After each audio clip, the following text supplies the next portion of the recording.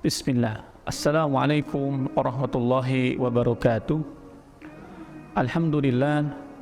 Wassalatu wassalam ala rasulillah. Ashhadu an la ilaha illallah wa ashhadu anna muhammadan abduhu wa rasuluh allazi la nabiyya wa la rasula ba'dah, amma ba'du. Sahabat-sahabat yang dimuliakan oleh Allah Subhanahu wa taala, mudah-mudahan Allah memberkahi kita, merahmati kita, dan mudah-mudahan kita senantiasa diberikan kesehatan dan keafiatan, dan mudah-mudahan kita istiqomah menjalankan perintah Allah sampai kita meninggal dalam keadaan husnul khatimah atau syahid fi sabilillah. Sahabat-sahabat yang dimuliakan oleh Allah Subhanahu wa taala, kita saat diciptakan oleh Allah Subhanahu wa taala di dunia itu sudah satu paket dengan rizki. Syekh Muhammad At-Tamimi dalam kitab Tauhidnya mengatakan, di poin yang pertama, hal yang harus kita ketahui adalah innallaha khaliquna wa razikuna. Sesungguhnya Allah Subhanahu wa taala yang telah menciptakan kita dan telah memberikan rezeki kepada kita. Jadi itu satu paket yang tidak terpisahkan. Ketika manusia diciptakan di alam dunia, sudah diberikan rezekinya oleh Allah Subhanahu wa taala. Jadi ini cara mudah untuk memahami rezeki, bahwa rezeki adalah fasilitas hidup selama kita hidup. Jadi selama kita hidup di dunia, Allah akan menjamin rizkinya. Hanya kita hari ini atau kita salah memahami rizki. Kita membatasi rizki hanya berupa uang, hanya berupa kekayaan. Padahal rizki adalah apapun yang diberikan oleh Allah Subhanahu wa taala yang bermanfaat, yang pasti akan menambah ketaatan kita kepada Allah. Selama kita tujuannya untuk ibadah, maka Allah akan jamin rezekinya. Oleh karena itu, Syekh Utsaimin ketika menjelaskan hadis arba'in terkait Allah Subhanahu wa taala menetapkan dalam janin seorang ibu bikatmi rizkihi, menetapkan rezekinya setelah 4 bulan ditiup ruhnya oleh Allah Subhanahu wa taala, kemudian Allah tetapkan rezekinya. Maka kata beliau bahwa rezeki itu adalah apapun yang diberikan oleh Allah Subhanahu wa taala yang bermanfaat untuk badan dan bermanfaat untuk agama. Bermanfaat untuk badan kita berupa makanan, minuman, kemudian pakaian, kendaraan, rumah, dan lain sebagainya. Itu bagian daripada rezeki juga dari Allah Subhanahu wa taala. Yang kedua, yaitu berupa agama. Itu rezeki yang besar dari Allah Subhanahu wa taala, yaitu berupa 2 hal. 1, ilmu, kedua, iman. Maka dari penjelasan ini kita paham bahwa rezeki itu pasti bermanfaat yang Allah berikan kepada seseorang selama dia hidup di dunia.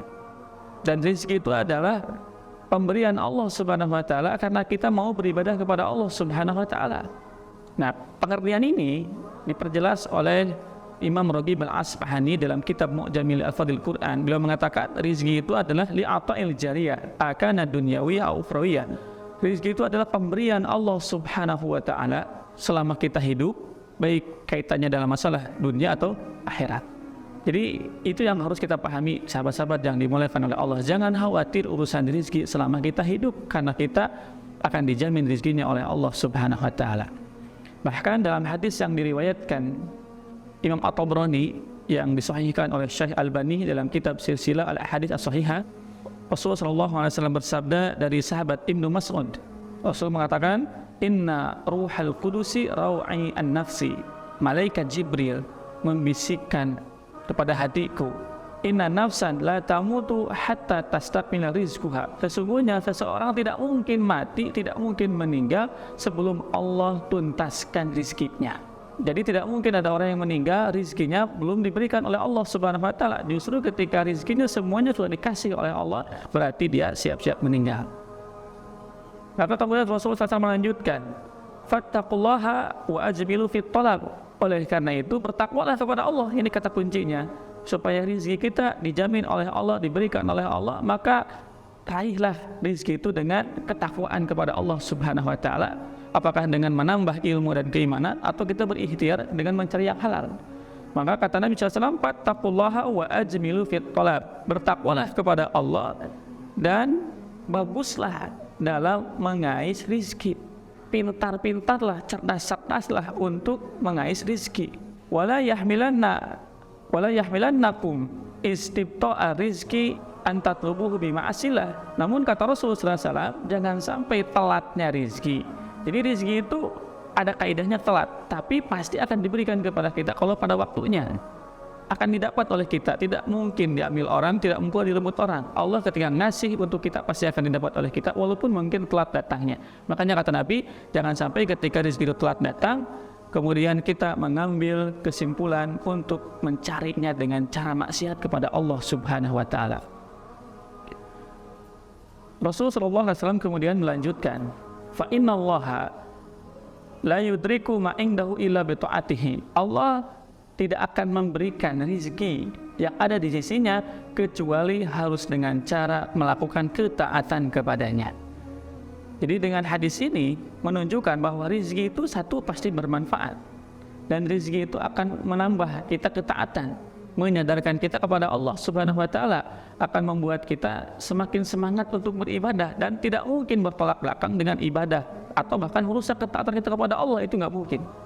Nah, namun di sisi lain, kalau ada sesuatu yang kita dapatkan dari Allah Subhanahu wa Ta'ala tidak bermanfaat untuk kehidupan kita, tidak menambah ketaatan, bahkan melupakan kita kepada Allah Subhanahu wa Ta'ala, itu jangan dikatakan sebagai rizki, jangan dianggap sebagai rizki. Kalau bahasa hadis riwayat Imam Ahmad itu namanya istidraj. Dari sahabat Nabi SAW, Uqbah bin Amir, Rasulullah SAW bersabda, idza ra'aitallaha ta'ala yu'til 'abda minad dunya ma yuhibbu wa huwa muqimun bi ma'asihi fa inna dzalika istidraj.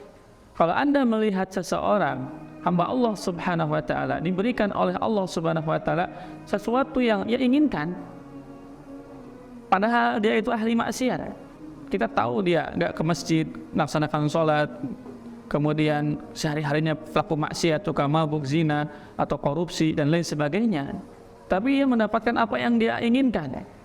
Maka kata Nabi SAW, fa'innahu atau fa'inna zalika istidraj. Maka itu bukan rizki, itu bukan anugerah, itu bukan nikmat, tapi istidraj.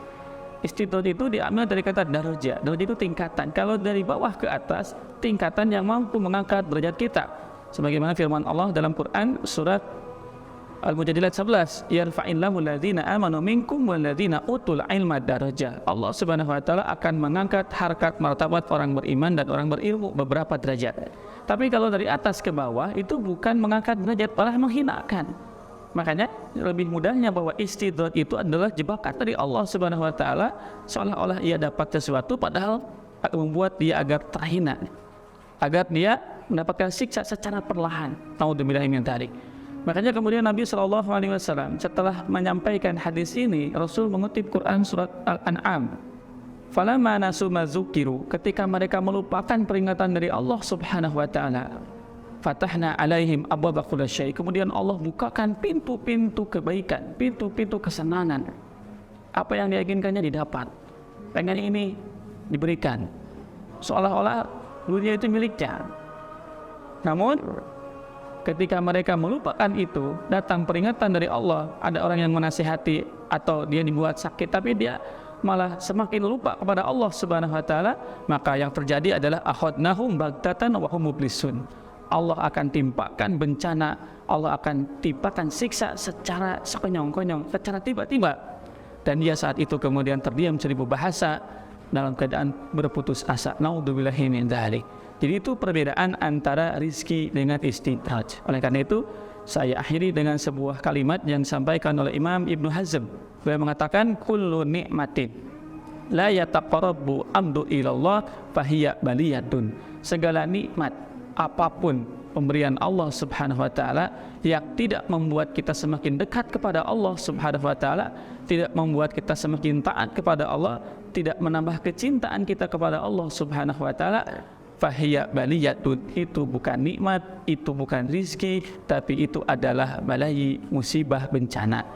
Sebagai contoh realnya, kalau kita punya motor, selama kita punya motor kemudian kita gak pernah ngaji, malah membuat kita lupa diri, sampai kita kemudian menyalahi janji baik kepada Allah atau kepada orang, maka itu motor bukan sebagai nikmat, tapi sebagai musibah besar dari Allah Subhanahu wa Ta'ala. Pastikan harta yang kita miliki dari hasil yang halal, pastikan harta yang kita miliki dari keberkahan karena kita melakukan ketaatan kepada Allah Subhanahu wa taala.